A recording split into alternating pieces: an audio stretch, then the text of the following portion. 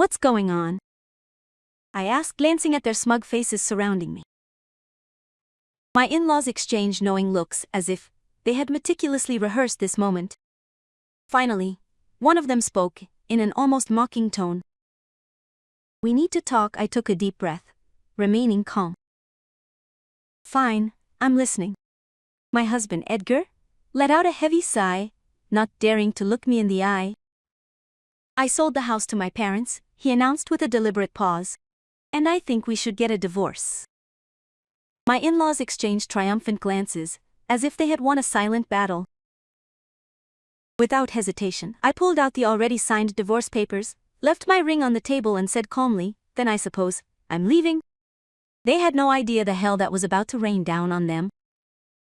My name is Madison and I just turned 50. It's been many years since our wedding. Our grown son has built his own life far away from us. For a long time I was a wage earner like anyone else, but thanks to a friend's recommendation, I now teach how to create handmade accessories. What started as a simple hobby became my new profession. This job changed my life completely. It has given me satisfaction, independence, and the joy of sharing a love for craftsmanship with my students. There are those who believe turning a hobby into a living is madness, but I am happy. Edgar and I met by chance at the company where I used to work.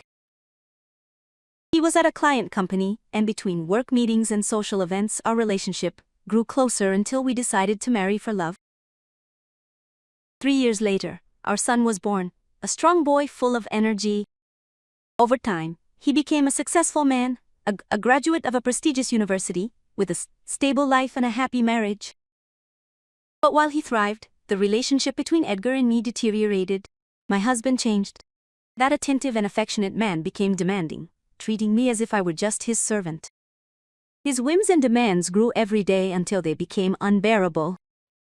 Lately, his character became more aggressive. He got angry over anything, and his insults became frequent. I had been wanting to escape that life and start over for a long time, but the unpaid mortgage tied me to that house, that cursed house. And as if all this wasn't enough, Edgar quit his job without giving any explanations. He spent his days lying on the couch, without lifting a finger to help with the housework. Everything fell on me. The irony is that the house we lived in was rebuilt with my money. I saved for years to make it a reality. Every space, every detail, carried my effort and my dreams. I didn't want it to end up in Edgar's hands if I left. Beyond the mortgage, this house represented my life, my sacrifices.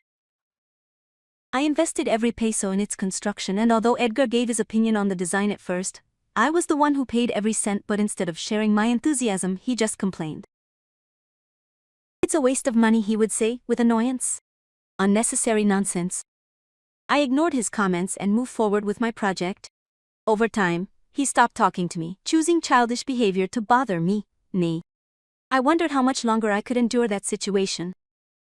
A few months after moving into the new house, the doorbell rang unexpectedly.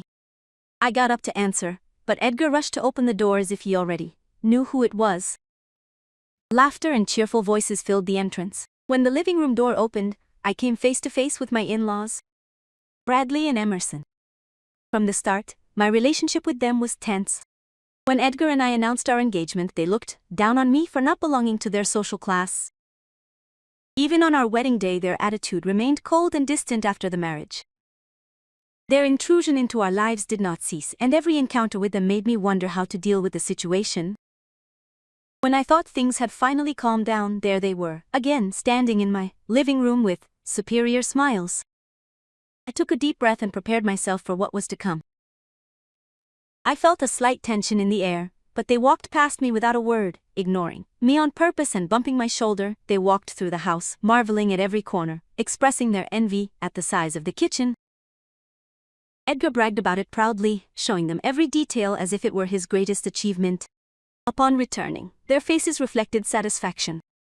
But then, Edgar's attitude changed, his expression hardened, and with an authoritative voice he yelled at me, "Hurry up and serve us something to eat."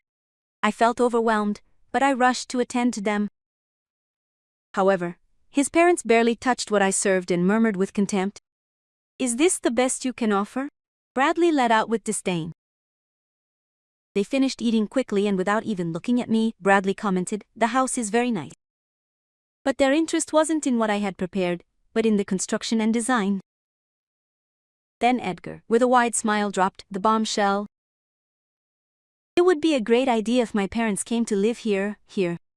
He didn't even bother to speak to me, He talked about my house, my hard work, as if I didn't exist."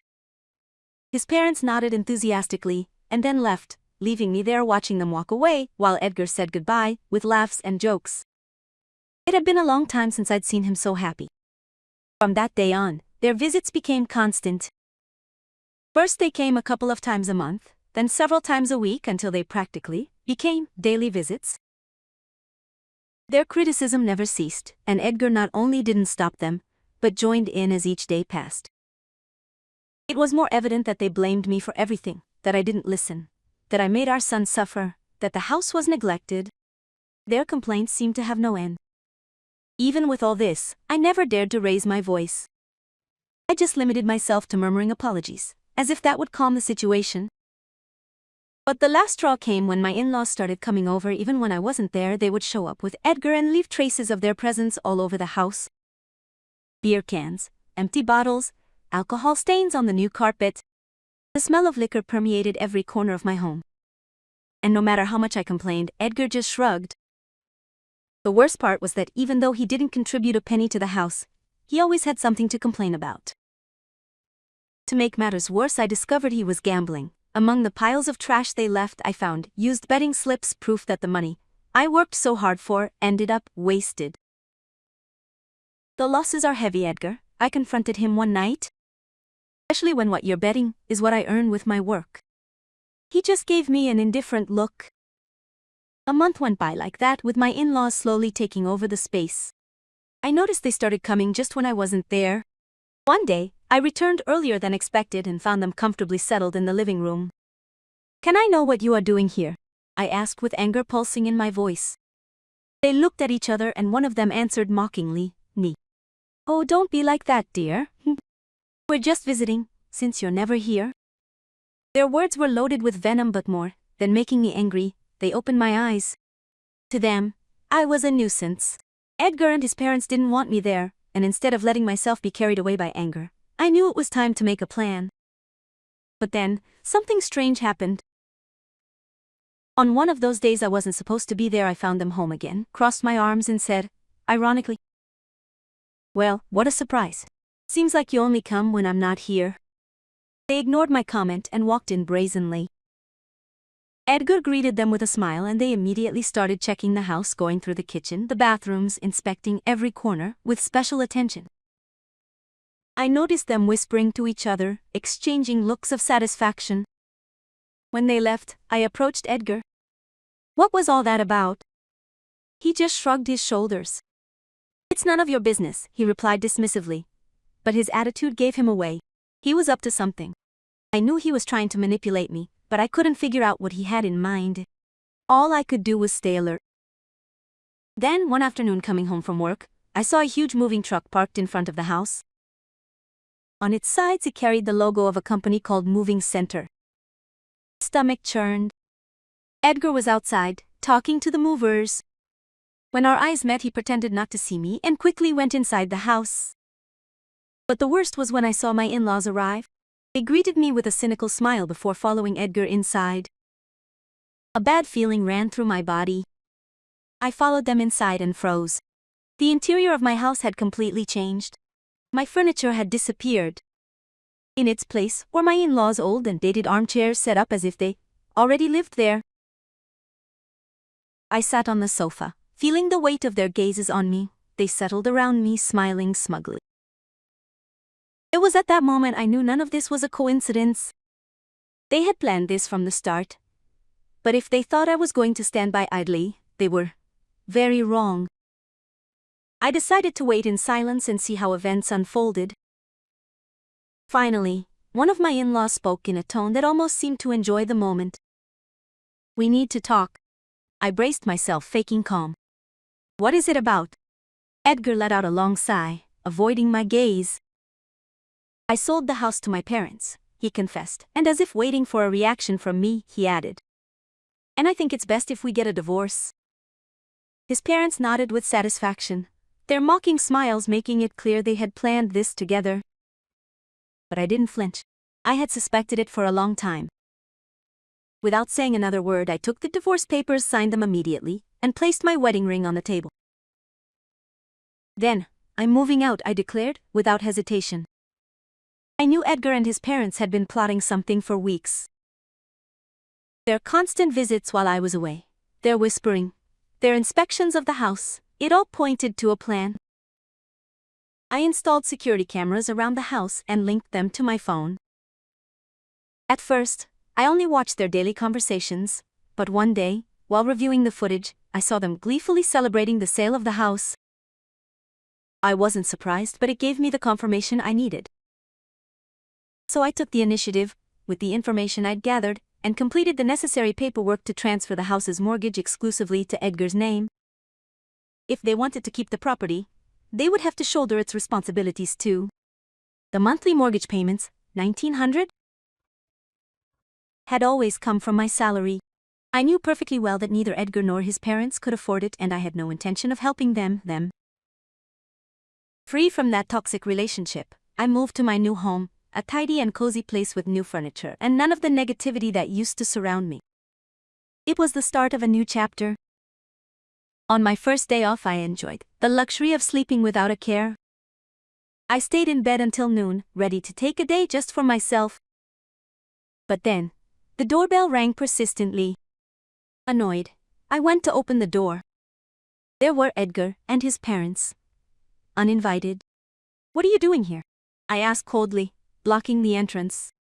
They didn't answer. They simply pushed their way in and shoved the document in my face. "You changed the mortgage name without our permission," Edgar blurted out with indignation. I looked at them in disbelief before responding in a calm voice. "Yes, I did. After all, you wanted me gone, didn't you?" "Didn't." Their faces reflected pure astonishment. "But we are unemployed." "We can't pay that amount every month," Edgar shouted, desperation seeping into his voice.